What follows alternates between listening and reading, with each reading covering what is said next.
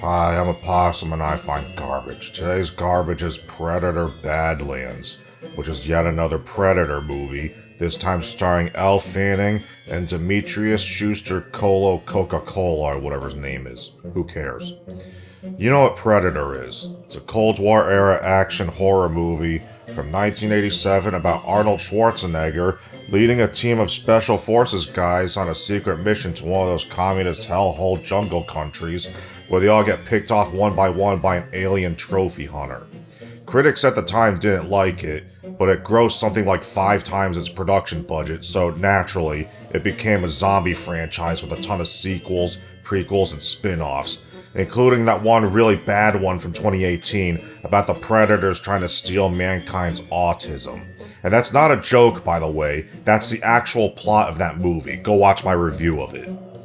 But Predator Badlands is different because this one is from the perspective of a predator, or Yautja as their species is called, and it's the first movie in the history of the franchise to be rated PG-13, which is never a good sign because that signals that they're dumbing down the franchise for the sake of mass appeal, not that this franchise was ever all that smart to begin with, and that this is the product of corporate thinking and focus group testing. A movie designed by committee to be just another piece of mass-produced formulaic and disposable entertainment made by an out-of-touch corporation for an audience of emotionally stunted consumers who consume plastic idols and form parasocial bonds with brand names. In other words, slop. Let's just get right into it. Predator Badlands was a tonal bait-and-switch. I watched 4 different trailers and there was barely a hint of humor in any of them. They all made it look like it was going to be dark and serious, but it's more like a goofy Marvel movie with quippy, snarky dialogue, and it even has a cutesy animal sidekick. I'm not kidding, there's a cute animal sidekick made to sell toys in a Predator movie. Out of all the trailers I saw, there's exactly one shot of it, with no suggestion that was ever going to be a major character or what its role would be. It's like they're trying to hide it, like they were ashamed of what they did. It reminds me of that yellow monkey thing from the 1998 Lost in Space movie. So our protagonist, a predator named Dek, goes to a planet called Genna, which is covered in dangerous wildlife, to kill a dangerous creature called the Kalisk, so he can impress his toxically masculine father. See, Dek doesn't look like the other predators, and it's stated at one point that he's abnormal and possibly deformed, which is why he's an outcast, and his clan sees him as small and weak. And that's why he has a side shave instead of a skullet like every other predator. When Dek first arrives on Genna, he meets an android named Thea, who has no legs, and teams up with her because she somehow inexplicably knows his language, and also had to find the Kalisk. She's like a silly cartoon character who never shuts up, and Dek is constantly annoyed by her, but they eventually become friends. Have you ever heard the phrase Quark Chungus? That's her. Thea is the Quark Chungus meme in a Predator movie. And Thea is an android built by the Weyland-Yutani Corporation from the Alien franchise.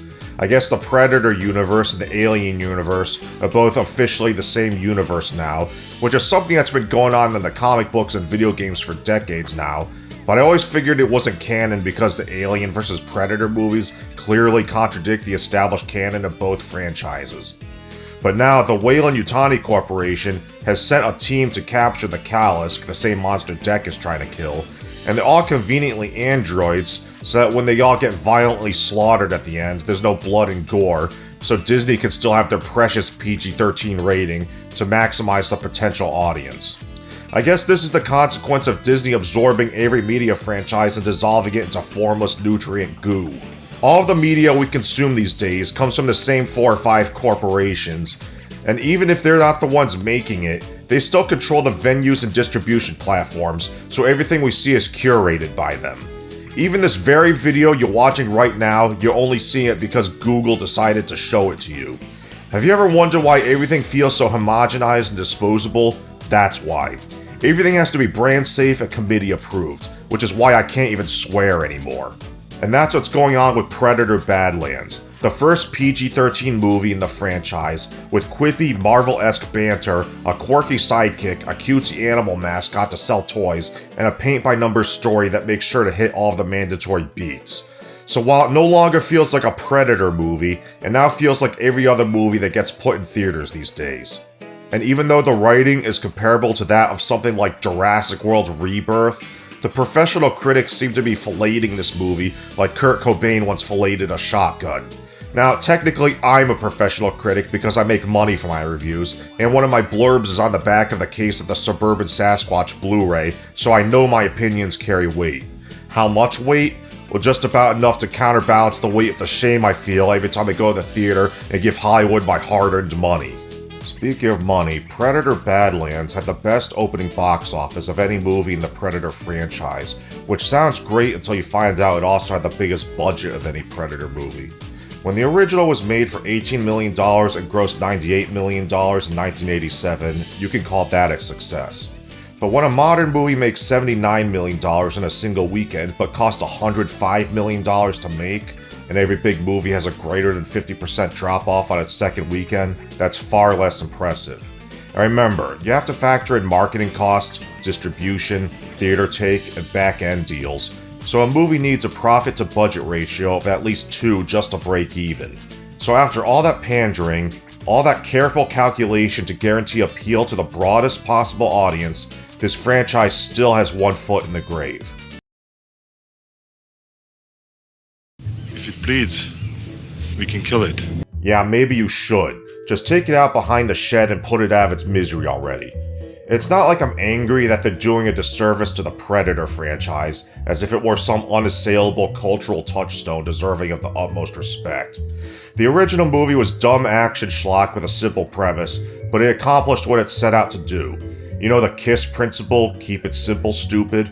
That's what the original movie did, and it became an unlikely classic because of it. It was never meant to be the start of a giant multimedia franchise that continues to limp along 40 years later.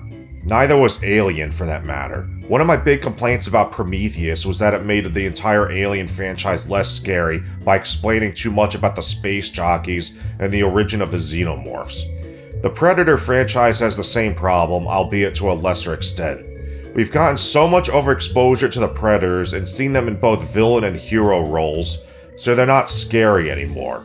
And now they don't even try to make them scary. No, now they're relatable and sympathetic. Blow me. They try so hard to humanize these evil space monsters, and the Predators now speak a human pronounceable language consisting of actual words, despite the fact that they don't even have lips. They used to just growl and click, and that was how they talked. And it was kind of funny because in the old movies, anytime a Predator was on screen, it would just be constantly growling and clicking. Like it was muttering to itself, like it was annoyed by its situation. I guess I would be too, if I was stuck in these movies. You know what's stupid? Deck has a laser bow, which I think he uses exactly once. It has a laser string and shoots laser arrows. So for all intents and purposes, it's a laser gun, but in fantasy bow form. Now, the previous movies have established that the Predators use all kinds of stupid and impractical weapons, and you can argue they do this intentionally because they take strength and skill to use, so being good with one is like the mark of a good hunter.